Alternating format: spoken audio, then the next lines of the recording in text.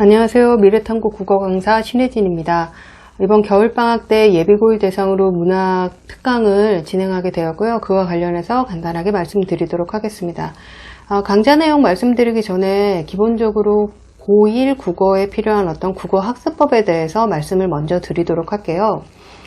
고1 국어 포인트는 일단은 내신에 중점을 좀 두고 일반 교과 개념을 좀 닫고 다양한 문제풀이를 하는 게 필수적이죠. 이제 제가 생각하는 1등급을 목표로 하는 친구들 같은 경우에 국어학습법은 거기서 조금 더 달라진다라기보다는 그걸 조금 더 구체화시키는 건데요. 첫 번째는 양적 학습이 되고요. 두 번째는 질적 학습이 됩니다. 양적 학습이라는 건 뭐냐면 기본적으로 필요한 학습량을 시험 보기 전에 사전에 쌓아놔야 된다라는 거죠. 그러니까 내신 기간에 내신만 해서는 좋은 결과를 기대하기 어려울 수 있습니다. 왜냐면 문제 변형이 굉장히 다양하고요. 문제 응용해야 되는 것들도 많고, 그 다음에 학교 선생님들의 어떤 주관적인 어떤 표현도 그때그때 또 대응을 해야 되기 때문에 변수가 상당히 많아요. 내신 같은 경우는. 그래서 기본적인 필수 학습량이 없다면 그런 어떤 문제 변형에 대응하기가 좀 쉽지 않습니다. 양적 학습을 위해서 할애해야 되는 어떤 그 기간은 저는 한 1년 정도다라고 생각을 해요. 그러니까 빠르면 6개월 정도 걸리는 친구들도 있고 아니면 뭐 1년 반 정도 걸리는 친구들이 있는데 거의 매주 국어 학습을 해야 된다라고 생각하시면 될 것 같아요. 그러면 그 내용은 뭐냐면 내용도 역시 또 단순한데 개념과 원리를 배울 수 있는 어떤 그 과정이 필요하고요. 그 개념과 원리를 바탕으로 문제가 어떤 방식으로 나오는지 유형에 대한 어떤 연습이 또 필요하고요.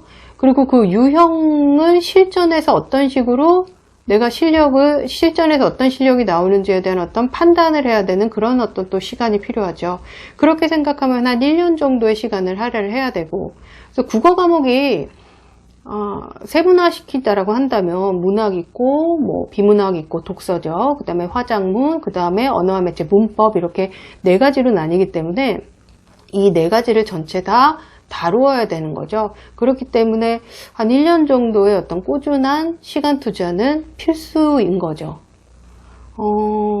조금 더 쉽게 말씀드리면 적어도 고1 기출 모의고사를 한 5개년에서 더 길게는 한 10개년까지 전부 다 한번 풀어보고 그거를 온전히 다 이해할 수 있는 수준? 혹은 동생한테 설명할 수 있는 수준이라고 생각을 해주시면 될 것 같아요. 왜냐면 고1 모의고사 같은 경우는 문제가 그렇게 어렵지 않습니다.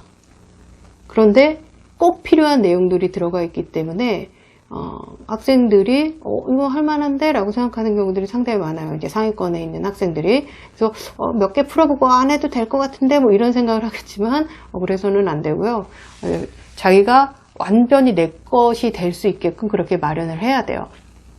그럼 양적 학습만 한다고 해서 성적이 오르느냐, 혹은 성적이 내가 1등급 혹은 전교 1등까지 내가 국어 1등까지 받았는데 그게 유지가 되느냐, 그렇지는 않아요.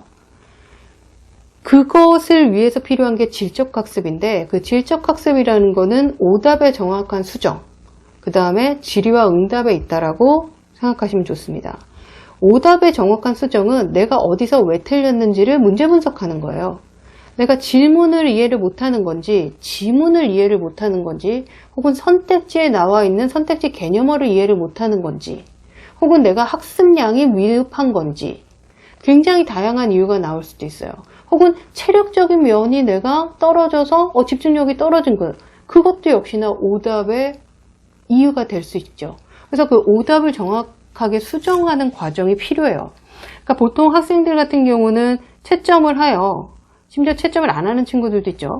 채점하고 뭐 다 보고 체크를 하는 거죠. 이거 이래서 맞았나? 뭐 그냥 넘어가지 뭐 이런 방식인 경우들이 대다수예요. 심지어는 채점을 문제를 한 100문제 풀고 그 다음에 쭉 채점하는 친구들도 있어요. 저는 그거는 좋지 않다라고 보거든요. 그러니까 이 질적학습이라는 건 사실 태도와 관련된 문제예요. 내가 성적을 올리기 위해서 정확한 정답률을 높이기 위한 어떤 과정인데, 한 20문제 풀고 내가 채점을 해야 그 틀렸던 내용들이 다시 또 반복이 되거든요. 20문제 풀고 채점하고 내가 오답을 수정했는데 어디에서 틀렸네를 알아야 그 다음 21번부터 40번 문제 풀 때 그와 유사한 내용이 나왔을 때 문제를 자기 걸로 만들 수 있다는 거죠. 틀리지 않는 거죠. 점점점. 그러니까 뒤로 갈수록 정답률이 높아져야 돼요. 문제 풀면 풀수록. 그래서 오답의 어떤 그 정확한 수정 혹은 채점하는 방식 이런 것들이 질적학습의 이제 첫 번째가 되는 거고, 두 번째는 질의와 응답의 생활화예요. 그러니까 묻고 답하는 게 익숙해져야 돼요. 근데 중학교 때부터 이제 입을 닫아버리니까 묻고 대답하는 거 좀 쑥스러울 수도 있을 것 같아요. 그래서 거꾸로 선생이 먼저 물어봐 줘야 돼요. 그래서 묻고 답하는 게 별로 어렵지 않은 일이고, 묻고 답하고 이 과정이 내가 학습을 공부를 좀 제법 하고 있네 라고 좀 나름대로의 어떤 그런 지적 호기심이라든지 그런 충만감을 줄 수 있거든요. 거기까지 올라오는 게 상당히 좀 힘들 수는 있으나, 그런 어떤 경험이 계속 늘면 늘수록 학생들의 질적인 어떤 국어 학습 수준은 올라간다라고 보시면 될 것 같아요. 정리해 드리자면 좋은 성적에, 흡족할 만한 성적에 국어 성적을 받고 싶으시다면 일단은 양적 학습이 사전에 마련이 돼야 되는 거고, 질적 학습은 생활화, 태도로 만들어야 되는 거죠. 그래서 제 수업에는 이것을 계속 학생들이 몇 주간이라도 계속 체험할 수 있게, 경험할 수 있게끔 계속 유도하고 있어요. 이제 그 다음으로는 이번에 그 강좌를 마련한 문학의 개념과 원리 강좌에 대해서 설명을 해드릴게요. 이 문학을 선정한 이유는 내신 문학 비중이 높아서 그래요. 그러니까 내신의 문학 비중이 높습니다. 1학기 중간고사, 기말고사, 2학기 중간고사, 기말고사 문학이 빠지지 않아요. 심지어는 2학년 때 올라가도 문학 파트 배울 때는 계속 문학만 문제가 나오니까. 그러니까 문학 비중이 상당히 높아요. 그리고 국어 선생님들이 독서나 화작보다는 문학을 조금 더 많이 시험 문제에 내시는 것 같아요. 자기들이 좋아해서 그럴 수도 있고 그건 아니겠지만, 교과서에서도 실제로는 이제 문학이 상당한 비중으로 나오고 있기 때문에 문학을 먼저 좀 다뤄야겠다라고 했어요. 왜냐면 이제 문법 같은 경우는, 문법은 단기간에도 가능할 수 있어요. 그러니까 충분히 암기를 시키고 그 암기와 관련된 문제들을 단기간에 막 많이 풀려놓으면 성적이 쭉 올라갈 수 있어요. 물론 그 내용을 시험이 이제 끝나고 나서 이제 머릿속에서 삭제를 시키는 경우들이 이제 문제긴 하나, 문법 같은 경우는 단기간에 해도 성적이 좀 오르더라고요. 그런데 이제 내신 같은 경우는, 내신의 문학 같은 경우는 성적이 쉽게 잘 안 올라요. 그러니까 내신도 문학이 성적이 잘 안 오르고 수능도 문학 성적이 잘 안 오르는 경우들이 많아요. 그러니까 수능은 이제 낯선 지문이 많아서 그런 거고, 내신은 문제가 상당히 까다로워서 그런 것 같아요. 그래서 이 문학의 어떤 그 비중이 시험에 상당히 높기 때문에 문학을 먼저 다뤄야 돼요. 그래서 원문과 산문의 내용과 형식, 표현, 심지어 이제 고전까지 모조리 다 구주차로 끝낼 수 있게끔 구성을 했어요. 그래서 수업은 조금 빡빡할 수 있습니다. 수업은 빡빡할 수 있지만 그 빡빡한 내용 가운데 학생들에게 꼭 필요한 내용들을 반복 학습하면서 전달하려고 좀 애썼습니다. 문학의 개념과 원리라는 걸 이렇게 좀 쉽게 말씀드리자면, 문학의 개념과 원리는 변하지 않는 거예요. 그러니까 학생들이 문제 푸는 데 있어서 기준이 되고 잣대가 될 수가 있는 게, 판단 기준이 되는 게 개념과 원리예요. 그러니까 뿌리가 깊은 나무는 흔들리지 않잖아요. 그러니까 그게 개념과 원리예요. 그러니까 변하지 않는 내용을 바탕으로 무수하게 다양하게 변하는 여러 작품에 그 개념과 원리를 적용을 해보는 거죠. 그 연습을 누가 많이 했느냐에 따라서 성적이 좀 흔들리지 않아요. 실제 문학 파트에 있어서는. 그래서 그 과정은 정말 중요해요. 문제만 푸는 과정이 아니라 문제와 문제가 어떤 방식으로 나오는지도 사실은 개념과 원리에 영향이 있는 거고, 선택지 역시도 개념 파트에 영향이 있는 거예요. 조금 더 자세히 또 말씀드리자면, 문학에서의 지문이라는 거는 크게 이제 세 가지로 볼 수가 있어요. 교과 지문이 있고, 그 다음에 학교 선생님이 외부 지문으로 이제 추가로 주는 지문이 있을 수가 있고, 그 다음에 보기로 나오는 낯선 지문들이 있을 수 있어요. 내신에서. 그래서 그 교과 지문 같은 경우는 학생들이 수업한 내용이고 공부를 했기 때문에 익숙한 편이죠. 그래서 심지어는 뭐 안 읽고 문제를 푸는 경우인데 절대 그래서는 안 돼요. 내용을 다시 읽을 필요는 없지만 질문과 선택지에 나오는 내용의 이제 지문은 다시 찾아 들어가야 되는 방식이 필요하고, 추가 지문 같은 경우는 추가 지문을 왜 줬을까를 좀 궁리를 해봐야 돼요. 교과 지문과 연계가 될 수 있으니까 추가 지문을 주셨겠죠. 근데 추가 지문 역시도 개념과 원리로 이해하게 되면 공통점, 차이점이 보이게 되거든요. 그 다음에 낯선 보기, 그러니까 처음 보는 작품이 시험 문제에 나올 수 있어요. 근데 그거 역시도 문학 작품이라고 한다면 변하지 않는 개념들이, 원리들이 숨어 있거든요. 근데 그걸 바탕으로 문제를 풀면 돼요. 조금 더 구체적으로 말씀드리면, 그러니까 예를 들어 설명해 드리자면, 뭐 예를 들어 운문 같은 경우에 내용을 이해하려고 해. 그럼 내용을 이해하려고 한다면 변하지 않는 것들이 화자, 대상, 시적 화자의 상황, 정서, 태도예요. 그러니까 이 5개만 가지고서 사실은 주제를 뽑아낼 수 있어요. 근데 학생들한테 이것만 준다라고 해서 주제를 뽑을까요? 못 뽑아요. 처음에는 못 뽑아요. 처음에는. 근데 이게 연습이 되면 어느 정도의 주제를 뽑아낼 수 있어요. 그리고 또 학생들이 문학은 주제가 굉장히 추상적이고 좀 철학적이고 어렵다라고 생각해요. 근데 되게 단순한 거거든요. 근데 왜 단순한지, 왜 이 화자가 중요한지, 상황이 중요한지, 대상이 뭔지, 정서 태도는 왜 나오는 건지, 이런 것들을 학생들에게 이해시키는 그 과정이 되게 중요한 과정인 거죠. 그리고 지문, 선택지 같은 경우는 학생들이 좀 가장 어렵다라고 생각하는 부분에 해당되는데, 얘는 이제 세부 개념에 해당되는 거예요. 그러니까 선택지 용어를 정확하게 파악할 수 있느냐 없느냐, 그 선택지 개념어를 정확하게 파악해서 그것이 지문에 나와 있는 어떤 부분의 내용과 일치하느냐 아니냐를 판단하는 거죠. 그게 객관식 문제예요. 그러니까 객관식 문제는 OX 문제인 거잖아요. 그러면 선택지를 정확하게 읽고 지문에 나와 있는 내용이랑 대응시키는 거죠. 그래서 맞는지 틀린지 확인하는 거예요. 그런데 선택지에 나와 있는 그 개념어, 세부 개념어들을 이해하지 못한다라고 한다면, 혹은 알고는 있는데 적용할 수 없다라고 한다면 실수가 또 생겨날 수 있다는 거죠. 그래서 질문은 성취 기준과 연결이 돼요.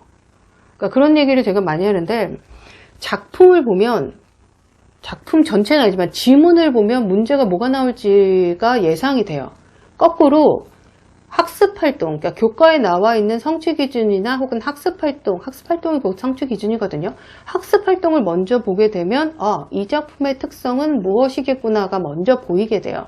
그러니까 그거 역시도 개념과 원리에 해당되는 내용이죠. 그러니까 국어 문제를 구성하고 있는 지문, 질문, 선택지, 보기가 결국에는 문학의 개념과 원리를 바탕으로 한 내용이 될 수밖에 없어요.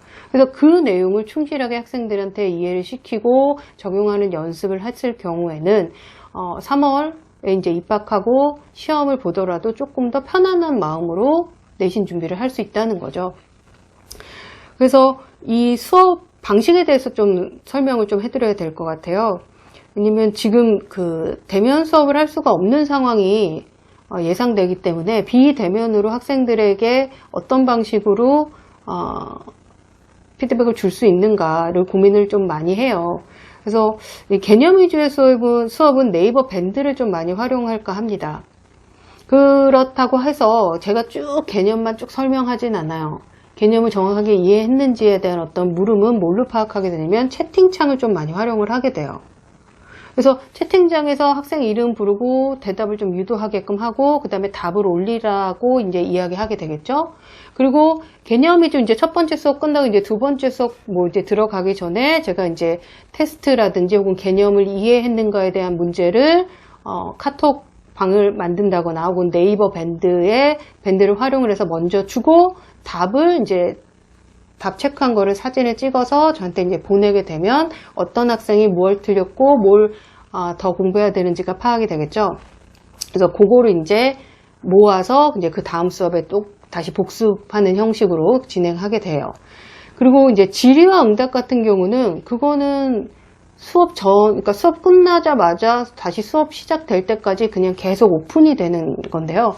카톡이나 문자를 많이 활용을 하면 될 것 같아요. 실제로 지금 내신 기간이라서 지금 고1, 2 학생들 같은 경우는 계속 문자가 오고 카톡이 오거든요. 그래서 계속 그 내용들을 수집을 해서 네이버에 올리고 네이버 밴드에 같이 올리고 공유하고 그 다음에 이제 수업 중에 같이 또 수업 내용으로 좀 다루다 보면 학생들이 이제 저 친구는 뭘 모르는구나, 내가 몰랐던 거 쟤도 모르네, 혹은 내가 아는 건 쟤는 좀 모르네, 뭐 이런 그 같이 공부하는 같이 이제 예를 들어 지적 어떤 호기심을 서로 줄 수 있는 좋은 어떤 분위기가 마련이 되죠. 어쨌든 질의와 응답은 카톡과 문자로 저랑 이제 나눴던 내용들을 이제 같이 공유하게 되는 거고, 그 다음에 네이버 밴드 활용하는 것은 채팅창을 이제 활용을 하고, 그 다음에 제가 수업 끝난 후에 주는 어떤 과제의 답을 제가 이제 학생들이 사진 찍은 것을 저한테 이제 보내서 같이 이제 수업 중에 이제 다뤄보는 형식으로 들어가게 될 것 같아요. 그러니까 좀 걱정하시는 게 얘가 학원을 보내놓긴 했는데 혹은 심지어는 온라인으로 끊어놓긴 했는데 강의를 듣는지 안 듣는지 알 수가 없어, 놓을 것 같아가 제일 걱정이 되시는 것 같아요. 그런데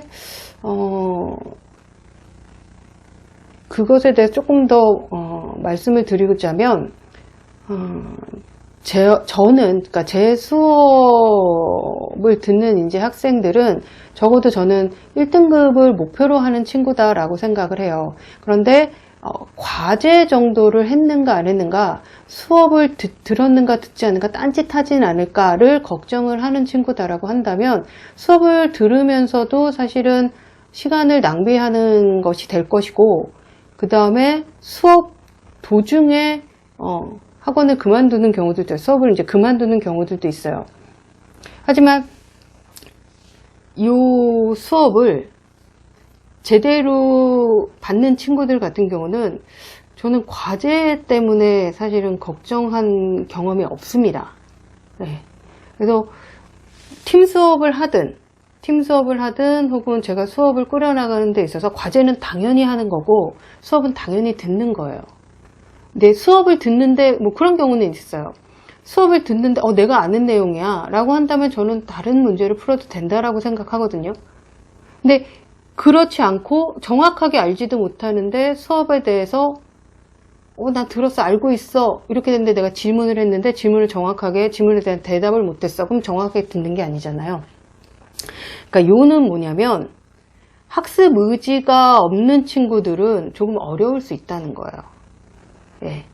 그러니까 이런 질의응답의 어떤 카톡 문자하고 그 다음에 채팅창을 활용하더라도 학습 의지가 없는 친구들 같은 경우는 수업의 참여도는 당연히 떨어질 수밖에 없고, 수업의 참여도나 집중력이 떨어진다라고 한다면 성적 향상을 기대하기도 좀 어려울 수 있다라는 거죠.